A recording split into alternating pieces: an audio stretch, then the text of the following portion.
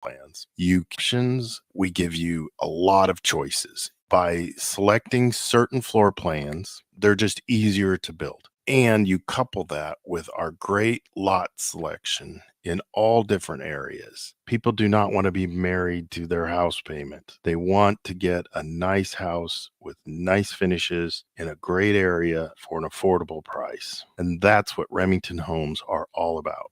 Home building is easier with a Remington home from Aspen Builders at 423-6811. Online at remingtonlincoln.com. remingtonlincoln.com. Hi, Sean Callahan here of HuskerOnline.com, inviting you to join us here on 93.7 The Ticket every Saturday morning now. In our new time, we're on from 8 to 9 with the weekly Husker Online radio show. We'll give you the latest in recruiting. We'll talk about what's going on with both football, basketball, and we'll probably share a few stories from the inside. It's every Saturday morning right here on 93.7 The Ticket. It's the Husker Online radio show from 8 to 9 a.m.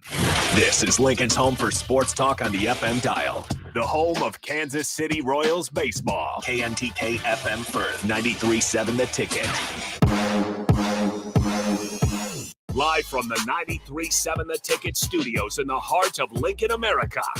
This is Lloyds in Lincoln with former Syracuse Orange and Long Beach State basketball star Ramel Lloyd Sr. and current Nebraska basketball athlete Ramel Lloyd Jr.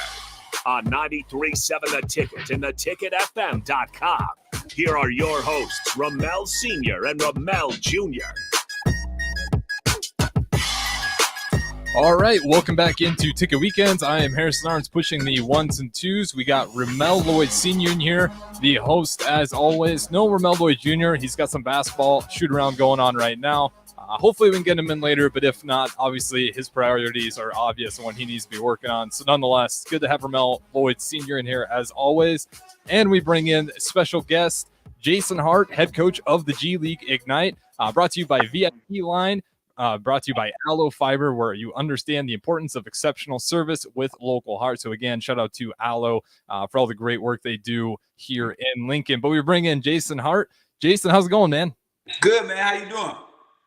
Not too bad. We got Ramel Lloyd Sr. in the building. I know you guys go way back, so I'm not sure where you guys want to pick it up, but I'll throw it to you, Ramel. Yes, sir. Yes, sir. Happy to be here. Happy Sunday, as always. Checking in today with a really, really special guest that we bring into the listeners here in Lincoln. Personal friend, brother of mine, and he's doing huge, huge things in the basketball community. We can start off with his career first. Of course, Syracuse University legend, move on to the NBA, have a great career there. And I think one of the biggest feats now is just as much the knowledge and youth that he's giving back to our youth now and coaching over at the G League Ignite, which is a huge, huge responsibility in the overall game. So as a brother, I'm super, super proud of this man, and I'm excited to have him on the show. So no further ado, it's Jason Hart. What's up, brother? Hey, what's going on, Rock? We go back to 1995, man. Ramel Lloyd was the best player at ABCD camp. Led it in scoring, let it be known. Yes, Players at the camp was Tim Thomas, Kobe Bryant, Shaheen Holloway, Jamal McGlure, Kenyon Martin. So that's how I met Rock. I said, "Who's this dude?" He was beasting at camp in 1995, July, Teaneck, New Jersey. Let that be known first. Yeah, I appreciate that. Those are definitely some good times. I mean, just so excited to be just part of that class, which was so special. We can't even name everybody because we'd be missing so many people. But shout out to 96 class. Oh, my bad. We forgot Jermaine O'Neal. He was there too. You got Jermaine. Yeah, there's a couple more. That's a loaded class. Odom. You had Odom in there too. Well, Lamar wasn't in our class, but he was. But he was at the camp. He was a year younger than us. Sure, on my team in camp, we had Khalid El Amin and Rich Hamilton. We were on the same team. Yeah. So it was a special camp during that time. Shout out to Sonny Vaccaro, who ran that camp. Adidas, Adidas camp back then. Adidas was running everything in the high school basketball.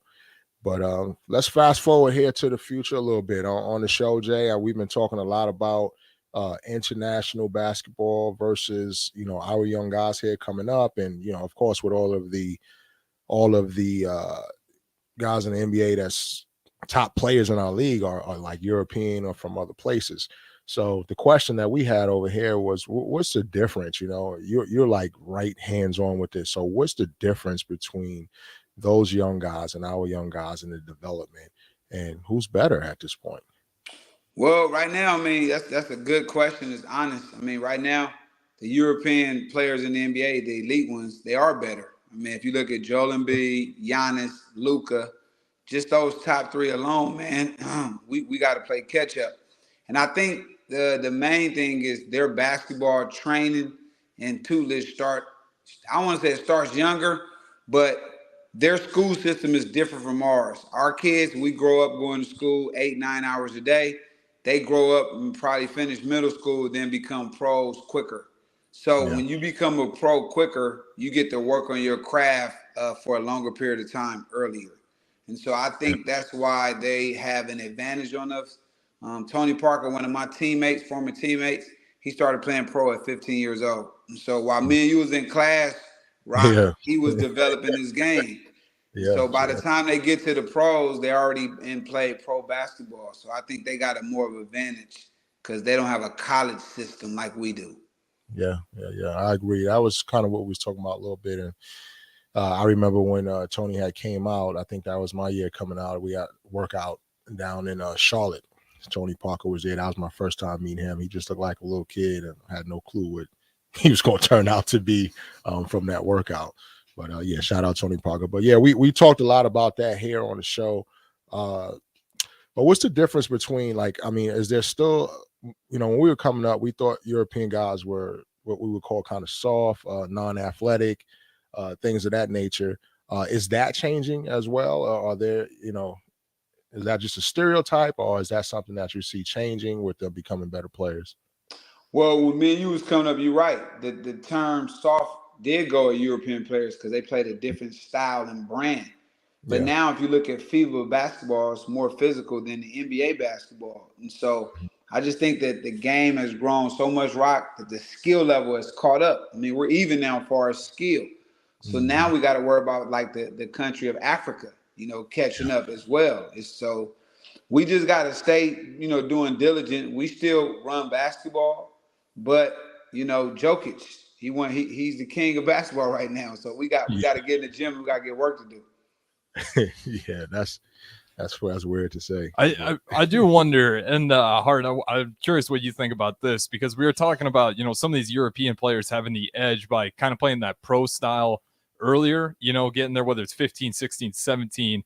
Do you think the G League is kind of becoming that platform and it's going to continue to grow? Because we're seeing players like Scoot Henderson and just players from the Ignite drafted alone.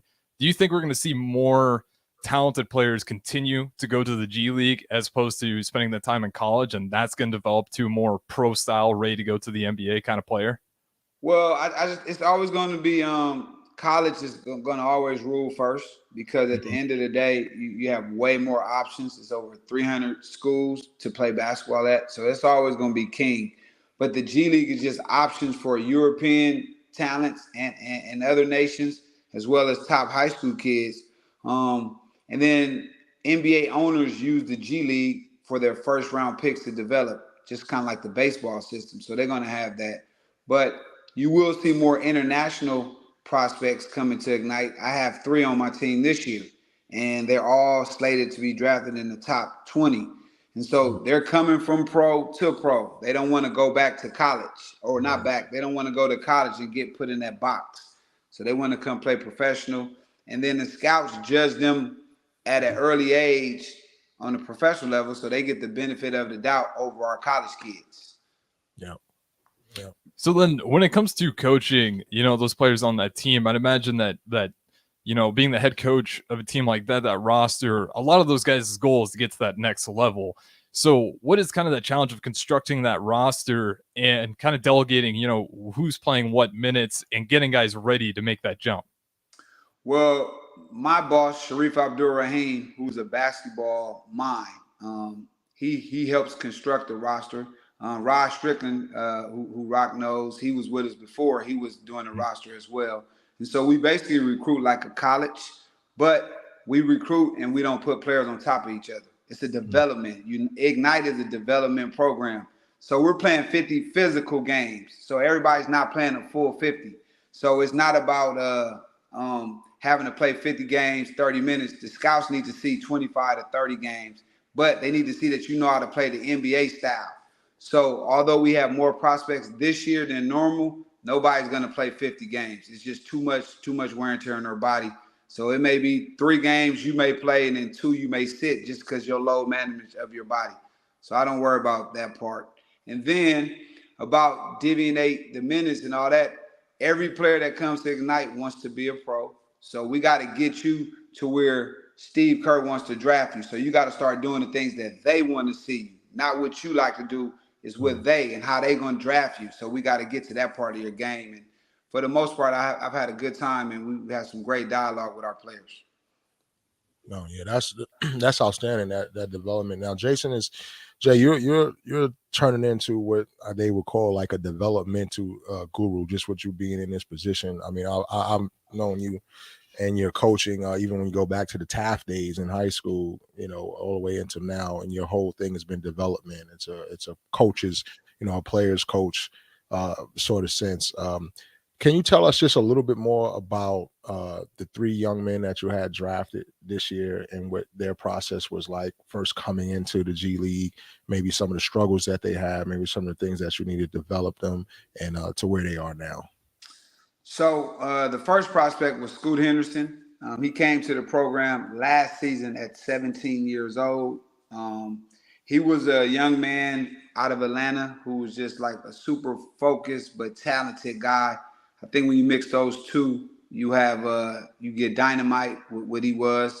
He was down to where he didn't even eat donut, sugar, candy, soda at 17. So he was on some other at 17. Yeah. Locked in. He was one of the ones where you get to the gym and he working himself out. So he had another thing in his brain what he was trying to be. The other prospect from Canada was Leonard Miller.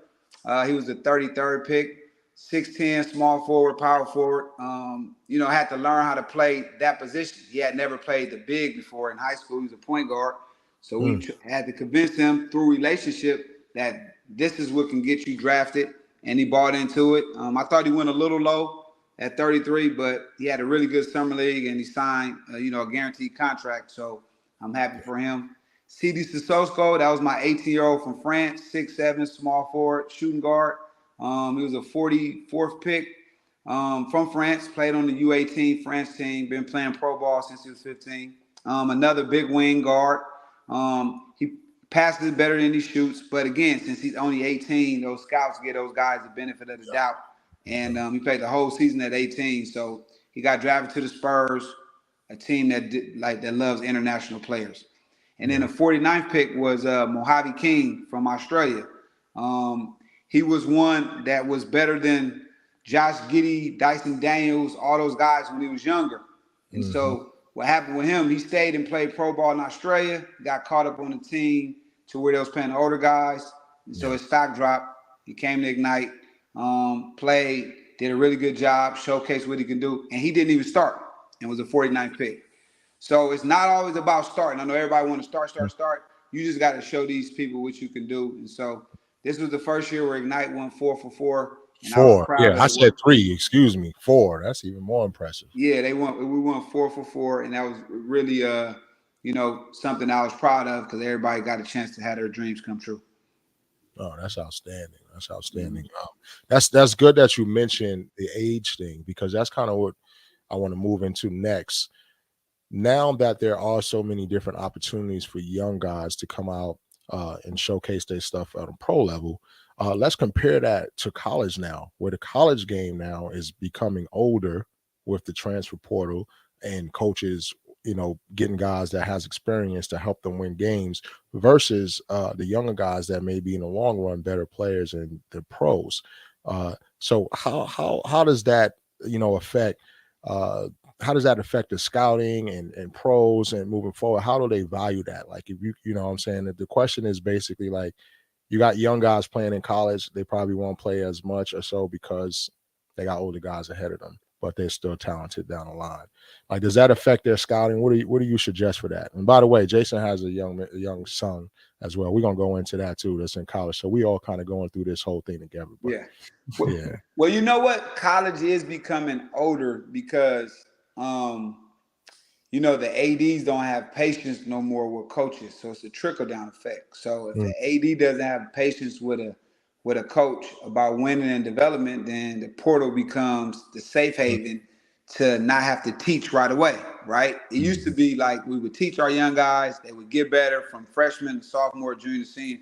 So now they expecting college coaches, to me, expecting 18-year-olds to have the mind of a 22-year-old right now at all levels, high major, mid major, and low. So that's the difference. So college is becoming older, right, which is less attractive to NBA scouts.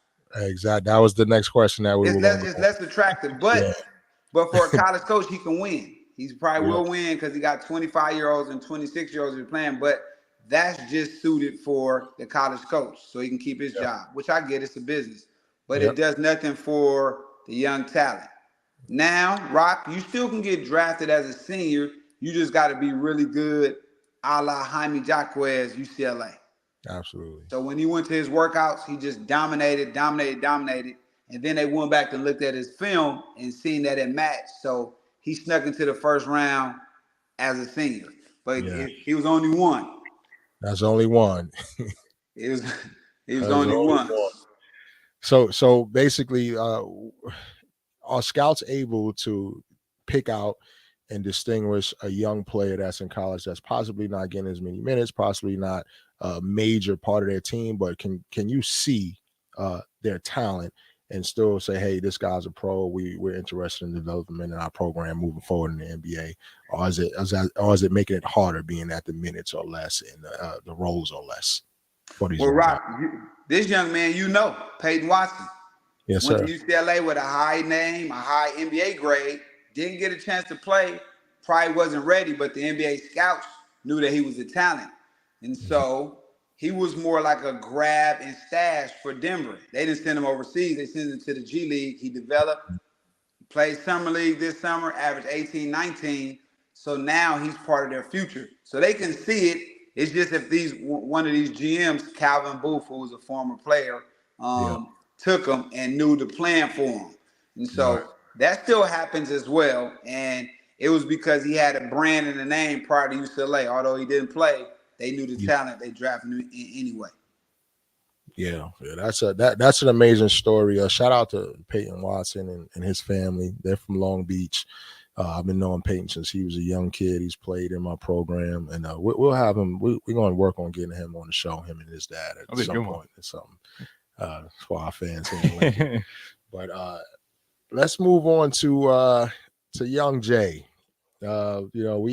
Our history goes so far back. I mean, Jason and I were freshman college roommates, so we actually lived together, and we're on the same timeline. We got kids like the same age. Both our wives were both living with us while we were in college in Syracuse, and they're, of course, our current wives. So we just kind of grew together. And then it's funny, I moved to California, and Jason's in New York, and then we later on our kids ended up on the same high school team. Taft High School out in the Valley in California. So give us a little update about Baby J, the baby J, because you used to be Baby J, but baby. So my son, he was a freshman this past year at Long Beach State. He redshirted this year. He had like these migraines and he kept getting sick, so he wasn't playing that much anyway. So he decided to redshirt and learn the system and got stronger and. Just going through that process, man, and trying to figure out college life without, without help. It's like their own little personal journey that Rock, you're a dad, I'm a dad. There's nothing we can do. We can't go in the office. Only thing we can do is encourage. Yeah. And so he's going through that process right now, and now he'll be a redshirt freshman this year. So hopefully he learned a lot and try to figure out the system to where he can get an actual shot of some playing time. But just like any other freshman in the country, they go through that process and learning how to and what not to do. And, responsibilities and all that stuff. So we'll see. I'm looking forward to it this year too. And, as you know, Rock, it's a difficult challenge with freshmen these days, but you just got to hang in there and keep fighting. Yeah, keep fighting. Yeah, well, that's another thing that we got in common with the boys. They both redshirted this year. Yeah. So, I know on my end, we're dealing with Ramel. I know that he felt like he gained some valuable, information, study habits, practice habits. Like you said, just growing up, becoming a young man, living on his own, being on time and, things of that nature. So I know that helped him out a lot. Has Jason expressed any of those things? He had an instance where they had the bus leaving for the game, and it was a 9 o'clock bus, and he 9:05. So that's part of it. You know what I mean? And that's what you got to go through. And sometimes you need that feeling in your stomach, like, oh, I messed up. You know what I mean? Because that's the only way how you learn. And so he went through that a few times, and just. A lot of it was the discouraging of not playing, thinking you don't belong. And that's where you got to be your own coach. You got to be your own motivator. You got to be your own strength. And that's what he had to deal with last year. So hopefully that helped him and prepared him for this year. Then before we go to break here, one more question, just for both of you guys, because you guys both have sons kind of going through this right now. What do you think that biggest challenge is for freshmen coming in, to D1 today? Is it just trying to figure out where you're at on the roster? Because we talked about it, right? The rosters are getting older. Is it trying to figure out where you stand? Is it that taking that red shirt? What's the biggest challenge, coming in for a freshman in today's era compared to your guys' era? Yeah, I'll start first. I think some of the challenges are still similar, even though there's a big age gap and difference. But when you come in as a freshman, every freshman in a high school situation was probably the best player on their team. And the accountability, they was able probably to do whatever they wanted to do in high school, taking different shots, taking time off on defense, or whatever the case may be. It's not always the same for everyone, but I think it's just the fact of finding what your role is going to be on that team, excelling in that role, understanding and learning what you need to do to get on the court before you start implementing what you want to do with your game. So college is a coach's game, so you're gonna have to figure out what your coach needs you to do first before you can come in and start thinking about what you're trying to do for yourself. That's what I think. Now you're right. I got two things. One, I think that nowadays, and just to touch back on the NBA, if you're a top 50, 60 kid, you don't have to go to the Syracuse like me and Rock no more. I can go to a lower level from the jump and do well and get drafted, right? The scouts are doing that now. So you don't have to go as high no more for your dream to come true. I think a lot of our kids get caught up in that. And then two, I think the main thing what college coaches want is the defensive end first, knowing who to tag, who to guard, how to do this, how to do that. And then that's what gets you a minute. So those are the two things for me that freshmen need. Go to the right school where they need you from day one, and two, knowing defensive principles and stuff from day one.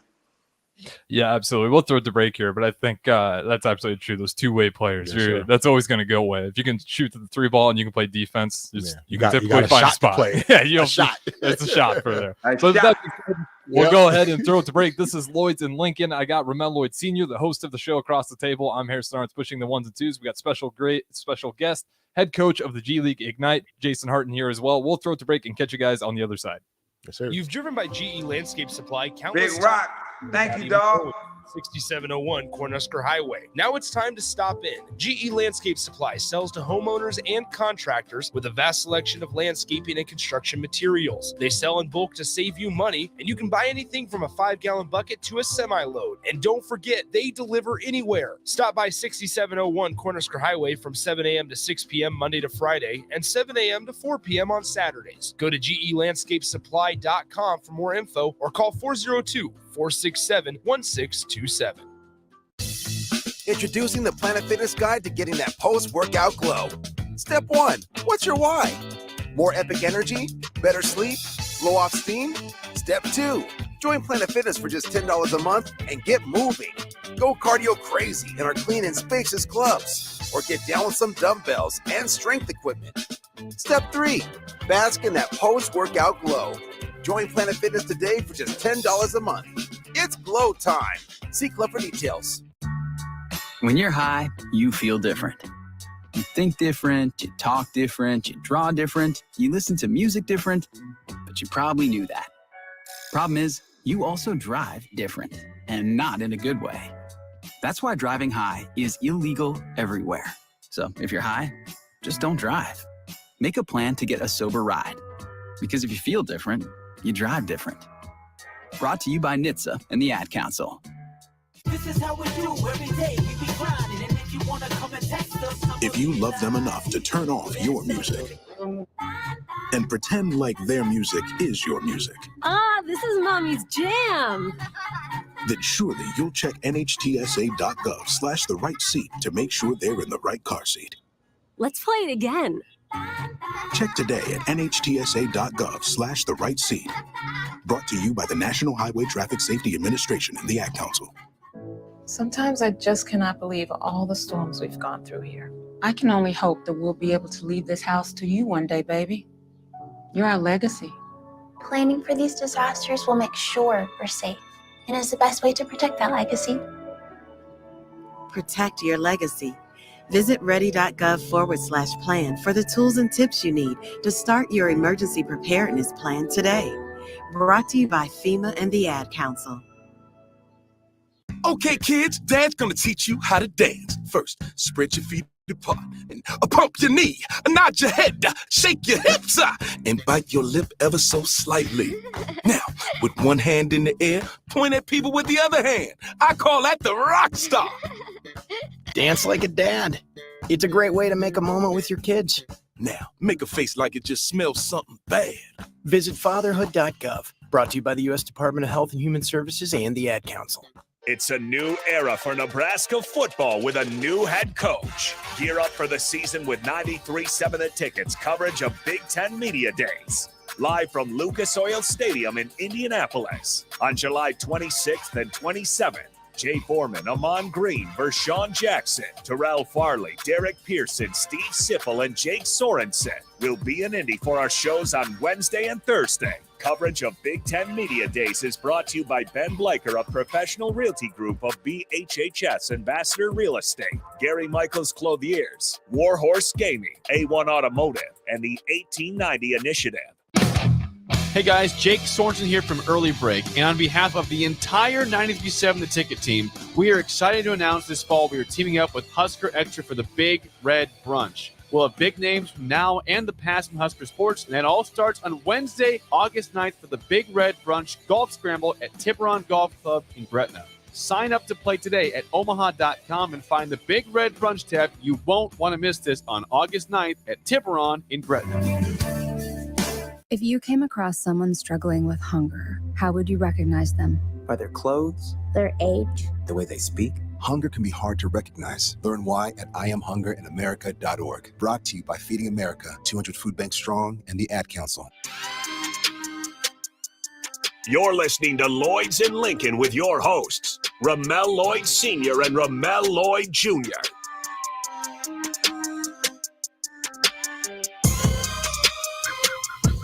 All right, welcome back into Lloyds and Lincoln here on Ticket Weekends on 93.7 The Ticket, ticketfm.com. I'm Harrison Arns pushing the ones and twos. We got host of Lloyds and Lincoln, Ramel Lloyd Sr. here with us, and special guest, head coach of the G League Ignite, Jason Hart.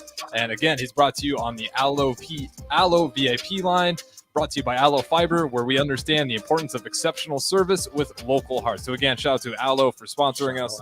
And again, great service. If you're not using Allo in Lincoln, I won't name the other competitors, but you're making a mistake, to say the least. Allo is definitely a way to go. But we'll bring Jason Hart back in here. And over the break, me and Ramel were talking a little bit.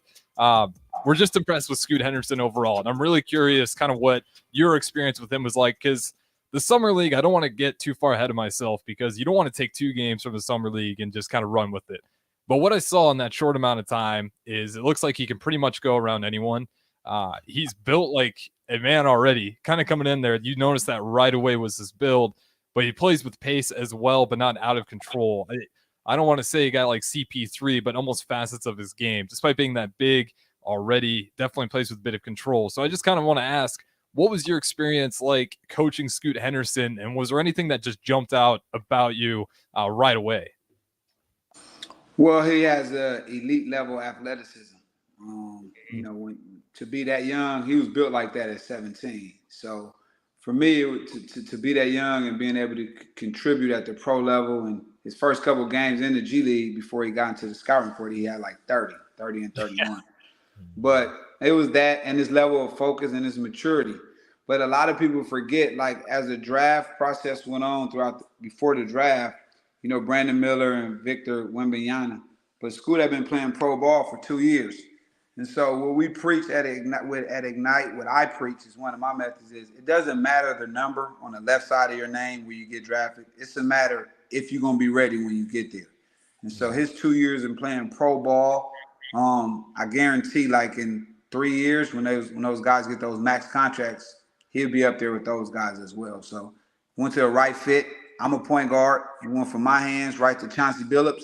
So I think that's going to help him moving forward with his development because he's playing for coaches that played his position. Now you get Chauncey Billups, who's a champion and a former Finals MVP. So he landed in the right hands.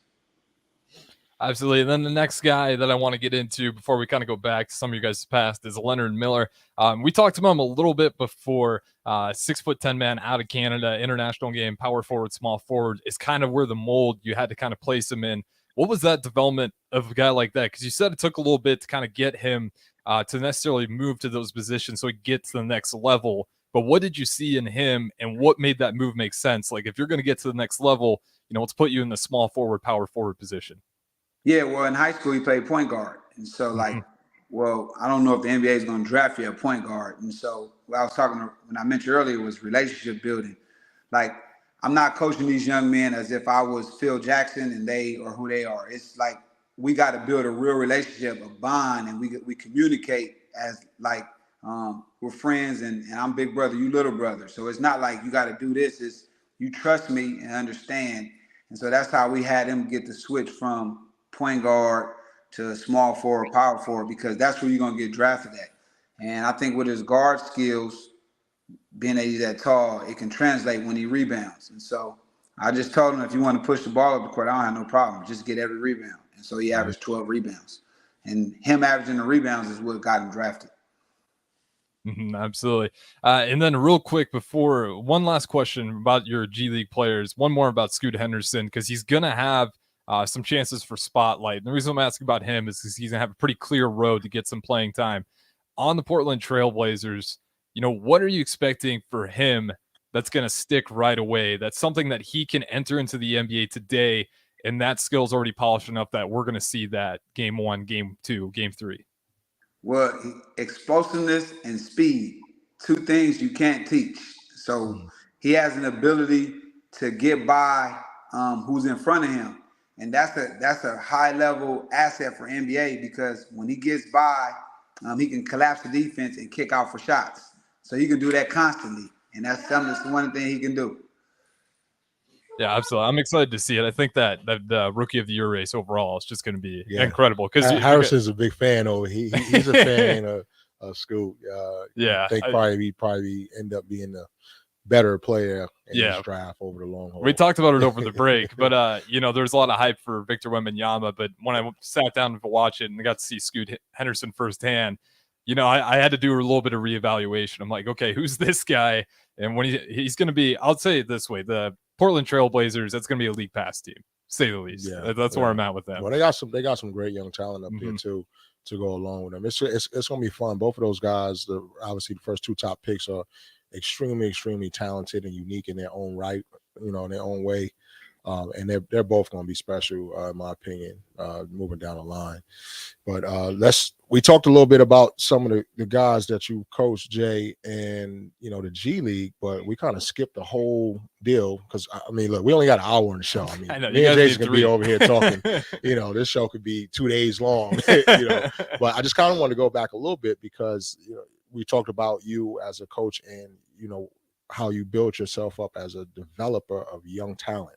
And I mentioned your high school coaching. I think your first year in high school. I want to believe you just got a city championship, and first year of coaching, and then I believe you went right to Pepperdine, I want to say, after that, and then you spent a ton of time at USC in California. And of course, USC has been known lately for getting a lot of top young players coming in there as of recent, and Jason Hart has been instrumental in building and help building that program over there. So I want you to, Jay, just to touch on a little bit about your USC days, some of the talent that you've coached, some of the talent you've brought in, and transition us into how the G League Ignite became where you're at now and in your future. So when I completed my basketball playing days, I knew I wanted to get into coaching, and so the best way for me to do that was to not skip steps. Start off in the AAU, 2011, coaching a smaller AAU program, and then getting a job at Taft, Pepperdine, SC. I just wanted to get my feet back on the ground to where I was at. I needed to learn the community, learn the nuances of this whole basketball game, and that's allowed me to continue my journey and my path. I thought USC was a great stepping stone for me in learning how to recruit a certain level of talent, but not only that, developing that talent and seeing that, some of the talent that you're recruiting is starting to get drafted. And so when the Ignite deal opened up, the job wasn't even for me, Rock. I think when Sharif called me, because Brian Shaw, who's the first head coach, left and went to the Clippers. Yep. Sharif called me and asked me, did I know any candidates? And I was like, I gave a few names. Then I called back like, me. That's how it works. So I interviewed for the job. I had a great presentation. And that's how I got the job. And me getting that job, it was predicated on me being at USC, being recruiting, because I'm still in the streets recruiting. Yeah. Not in the streets, but now I go to France. I've been to Africa recruiting. So now it's the same thing, looking for that level of talent. And the USC helped me prepare for that job. And people always ask me, do I want to go back to college or want to do this? I'm just having fun what I'm doing now. I want to leave this job. When I leave it, I want to make it a desirable job for the next person coming in. So that's what I'm doing. Absolutely. Yeah, that's outstanding. It's an outstanding journey. I'm surprised knowing you didn't say you first before you. I think you were just trying to be modest and give him a couple names at first, but I already know you. Right, because I was so brainwashed. College had me brainwashed. Like, nah. I was, and I kind of got bitter. I can admit it, because I was waiting to get a head coaching job in college. Yes, I know. I remember. Yeah, and for us as assistants, the college world, we teach our players to aim high, but we teach the assistant coaches to aim low. Like, you're not going to get Syracuse, you're going to get Bethune-Cookman. To start off. Yeah. So I got tired of that mindset. Like, I'm done with somebody dictating where I'm going with my dreams and what I'm doing. So I'm going to go make a left. And I'm not mad at y'all. I was mad at me for staying in that environment too long. Got you. Yeah, so that's why I left. Yeah, I remember. Oh, I got lost here. No, you're good. As he puts his mic back in there, real quick, one question while he gets back set up. Was coaching something that you always envisioned yourself doing down the road in life, or when that, vision to become, a head coach, not just an assistant, but I want to be, the head coach of the program, and I have tremendous faith in myself that I can do this? Well, I've only played two positions my whole life. For those that don't know, I played Pop Warner football, so I played quarterback. So I was always leading, calling the plays, telling people where to go, and then point guard. So it's been a coach by nature to lead. And, for any player, you always want to get a chance to lead, to show what you have. So I just think that was the next step. I knew I wanted to coach before I stopped playing basketball. And so I just had to go through my own little personal journey. And I've been having a blast ever since. Yeah, that's outstanding. Jay, can you give us some notable names that you ran across during your recruiting process? So your part when you were recruiting, if you got them or if you didn't get them, or let's just start off with USC. I mean, it was just so much talent that you guys brought in there. Just give the fans a little bit of who they are. Well, my first recruit ever that committed to me under my time at USC was a guy named Chimezi Metu. He's going into his 6th year in the NBA this year. Very proud, because the idea of him being a pro was far-fetched. People didn't think he could become one. And so that he kind of solidified me in the basketball world as an talent evaluator. But my most important recruit was a guy that was ranked maybe 200. His name was DeAnthony Melton. Yes, sir. DeAnthony Melton was a second-round pick out of USC, and he starts for Philadelphia 76ers right now today. And so he was the one where people told me that this guy. So it's funny that he's making $8 million now, and next summer he'll be a free agent. I'm pretty sure that's gonna go up. So he was kind of my most important. And then all the rest of the guys, the Benny Boatwrights, the Onyeka Ogonkwus, the Jordan Ushers, Jonah Matthews, Nick Vukocevic, Boogie Ellis, Reese Dixon. These are some of the guys that their families entrusted me with their kids' dreams, and that's what we are as assistant coaches. We're responsible for their dreams, and we can't recruit kids and get them there and then act like we don't know that the dream was important prior to. So I took pride in that and staying with them through the good times and bad, because my spill rock was I'm never leaving LA. So you can catch me at the grocery store or the mall. I'm never gonna run from a parent who has a disagreement, and that's what I prided myself on. And I knew that my son would come up one day. I just wanted to give those parents the same level of respect, hoping that I would get it returned with my son when he got to college. Oh yeah, that's outstanding. That's outstanding. You got to do to others as you want them to do to you, basically. No, and I tried to put that in the world, praying that the boomerang would come back. You know? Right. Absolutely. Yeah. How's it coming back? Maybe we talk about that off the air. But yeah, just going back into that. I know we kind of just jumping all over the place, but this show here is kind of designed. We just having a good Sunday conversation in the morning. We don't have nothing script. We don't got nothing written down or what we want to do. We just want the fans to get a little glimpse of our life here in Lincoln. So I'm going to jump all over the place because I could do that. I want to move back a little bit to you being the position that you've been in as a coach and also being a dad in the basketball world, whereas both of us did the same things. We coached our kids. We've trained our kids, and how did that affect your relationship with you and Jay coming up as you're in this high position, high power as a basketball coach, but yet you're still a dad, right? And you're still trying to make sure your son's dreams are lived as well. So how did that affect your relationship with your son? Well, I always made it a priority to never talk about players in front of my son because I love you more than them. First and foremost, still to this day. And so I always help support his dream. Now, obviously, they playing basketball, so you're going to coach them for their own dreams too. Come on, it got to be a little dictatorship too because they just not going to make it by them being able to do what they want to do. So I always separate the two. Now that he's a 20-year-old young man, our relationship is good. He moved with me to Vegas, 2 months to train. Was able to get our bond back. But this your journey, and I support you. And I'm only gonna call you with encouraging letters because you already got enough pressure. Absolutely. So I wanted to make sure that he know that I love you regardless. I made it for you, so don't put that pressure on yourself. Go out and have fun, and just enjoy this time of your life. Because Rock, these young men, they put themselves under so much pressure, it can eat them up inside. And so I didn't want to add to that. And so I just happened to separate the two. Wasn't always the best at it, but now. At this age, it ain't never too late to correct it. Absolutely. I mean, you've been around me a lot, with raising Ramel the same way. And, we've had some tough times. I'm tough on him. I always was really tough on him. And I demanded and expected a lot from him because he expected that from himself.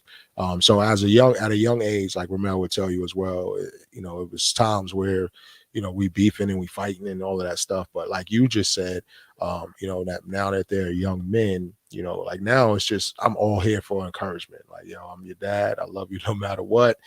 And I'm here for support. Like people always ask me, like, are you in the gym with Mel still? Are you still? Well, I'm not his primary trainer. I go in the gym and mess around with him a little bit, but I'm just more here for support. Now everything we do as a team. Right. We'll talk, say, hey, he'll be like, your pops, what do you think about this? I probably need to do this. And then we'll collaborate together with this stuff. So anyway, we got a break coming up here. I'm getting the signs here. Yeah, we'll throw it to break right now. I think that's a good point to leave off on. We got one more segment. It'll be a short one, about 5 minutes, with head coach of the G League Ignite, Jason Hart. We got the host, Ramel Lloyds Sr. of Lloyds in Lincoln, as always, right here on 93.7 The Ticket, ticketfm.com. We'll be back in a little bit. Yes, sir. Wall to Wall Wine and Spirits is now open in Lincoln. Shop our expansive collection of wine, beer, spirits, and cigars at 5040 North 27th Street. From top shelf liquor to crowd favorite beer, Wall to Wall Wine and Spirits has a beverage for every taste and every budget. Plus, join our loyalty program to earn rewards and save on future purchases. Shop Wall to Wall Wine and Spirits at 5040 North 27th Street in Lincoln. That's 5040 North 27th Street. How was your drive to school? Let me tell you, I had to get my iced coffee first. I just can't seem to put it down. My favorite rapper just announced a tour. My phone was buzzing like crazy. I'm so excited. I had to text all my friends right then to talk about it. Then someone started calling me and... Let's try that again. I turned my phone off right away. I never drive distracted.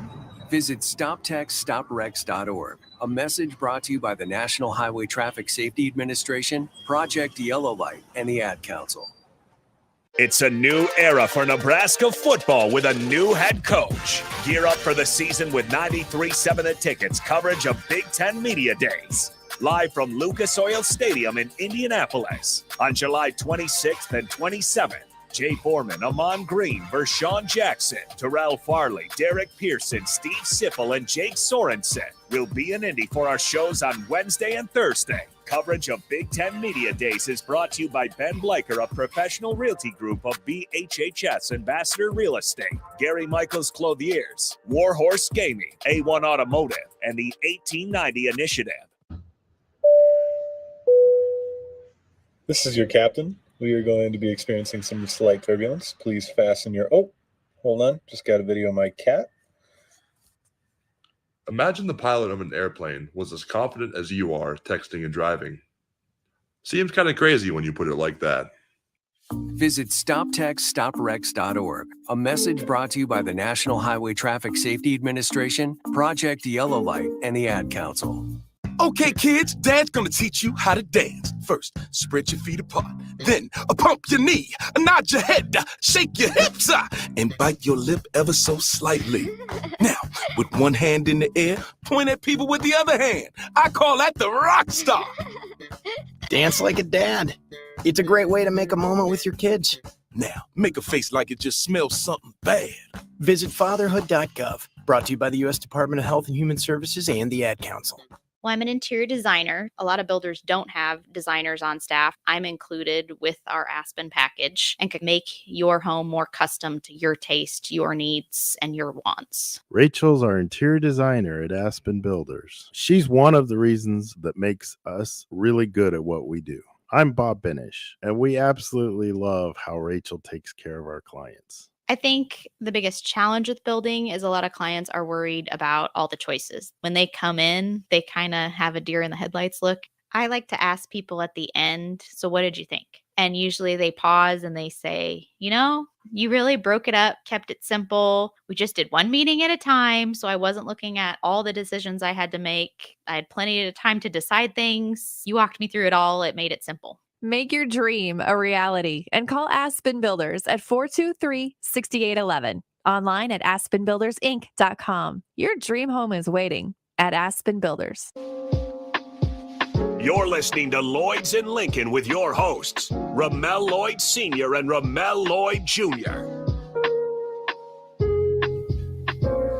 All right, welcome back into the Lloyds in Lincoln podcast, or excuse me, not podcast. You'll get that later in the day. This is the Lloyds in Lincoln show on 93.7 The Ticket, ticketfm.com. Here on Ticket Weekends, we got head coach of the G League Ignite, Jason Hart, here with us as well. And of course, the host, Ramel Lloyd Sr. And over the break, we're trying to figure out, where we want to go for this last segment. And because your guys' timelines seem to always kind of add up, weirdly enough, we want to go back in time to draft night. Jason Hart, head coach of the G League Ignite. Kind of want to go back to when you got drafted, your whole draft night, and I believe it was to the Milwaukee Bucks, right? Yes, sir. Yeah. So what was the kind of whole experience for you going through that draft night, while you're getting there, sitting, waiting for your name to be heard? Just kind of start from the beginning. Well, it was, I did 4 years at Syracuse, and, we all expected to go, had this dream of getting drafted super high. So for my draft experience, I knew I was getting drafted, definitely didn't know where. I could just remember anxiety. I had a big migraine because you start to get worried. And, by the grace of God, the 49th pick, Milwaukee took me. And then, obviously the odds for second round picks are slim. So I just knew that I had to go in, work hard, be humble. And I used that as motivation to not only show people that I could make it, but show myself and prove to myself. And my whole career was a grind. And looking back on it, people say, "Man, you was a journeyman." I say, "Well, I had 8 or 9 GMs that solidified me and stamped, and now those turned into real relationships." So I used to look at the journeyman as a diss, but now I take pride in it because I had to impress 8 or 9 GMs just to get a job. So I look at it as a salute to myself now. Oh yeah, definitely. That's a blessing. I mean, to even have an opportunity to play at that level, which is the best players in the world. Any job in the NBA Right. is nowhere near what you would call this. I know how you're thinking though, Jay, just from being a player, but I'm kind of curious, what are those workouts for those organizations before the draft? How you do go again and get your workouts in? What is that experience like? Because I feel like I get a array of answers where some organizations are going to test you to your limit and see if they can break you down physically, where other ones feels like just a shoot around. What were kind of those pre-workouts for you? Well, shoot, all my workouts was test you to your limits. The top, Me the too. top 10 picks, workouts is just free throws, form Yeah. shooting, dinner. My workouts was 3-on-3, 4-on-4, grabbing, holding, fouling. We want to see who's the strongest of this. So that's how my workouts were, and it was very hard. But it's what you prepare for it, and it's all about competing. Yeah, I definitely had those experiences and all my pre-draft workout stuff. I mean, I wasn't fortunate enough to get drafted, but I definitely went through that process. And they ain't no joke when you're trying to just fight for a job, a second round pick or whatever. You're damn near fighting in there. Right. But no, I just wanted, you influence so many young people now, Jay, and so many young kids are not kids, but so many young men are going through that experience of getting drafted and getting drafted at a high level, and you're such a big part of that. So it's just to think back of the day when you got drafted. Does that have any effect on how you deal with some of these young kids? We're giving them advice going towards their draft and their dreams. Well, yeah, that's for me coaching, Rock. I just tell our guys, like, every missed shot don't mean you're not gonna get drafted high. Every missed name don't mean your opportunity. This is just a part of the process, and you're gonna go through it. And one of the things that we have in our program that all our players get is a mental anxiety coach that we have to kind of take the stress off. The stress of everything is on the line, is right. No, you can still have a life and enjoy it and enjoy this process. And so for me, coaching them, I know what they're going through. So I try to create an environment to where it's okay. You're gonna make some mistakes. It's no big deal. Jason Tatum went 6 for 41 too. You know what I mean? So at the end of the day, long as they don't have that anxiety and they can find the joy in playing, the reason why we all started playing, I try to get that environment and create that and keep that. It's a game. Let's have some fun with it. And that's what we try to do. Absolutely. That's outstanding. Well, listen, I hear the music here coming on. That's our hey. Hey, taking it back. That's the 90s. Harrison, what you know about that? You're a little young. But anyway, we don't have a lot of time left, but I definitely want to thank my brother Jason for coming on the show, dropping some knowledge, and we got to bring him back, man, because yes, sir. I want to come back when your son is here, man. I need to see Junior. Yeah, I know you got to see Lil Mel, and we gonna make that happen. Unfortunately, he had practice today, so he couldn't make it, but we're gonna do it again. All right. All right, appreciate y'all, man. Thank you, Rock, for having me, man. I appreciate you too, Harrison. Absolutely. We'll break it down right here. Appreciate head coach Jason Hart of the G League Ignite. Ramel Lloyd Sr., host as always. I'm Harrison Arns pushing the 1s and 2. This has been Lloyds and Lincoln. Catch the podcast at theticketfm.com and enjoy the rest of your Sunday. Yes, sir.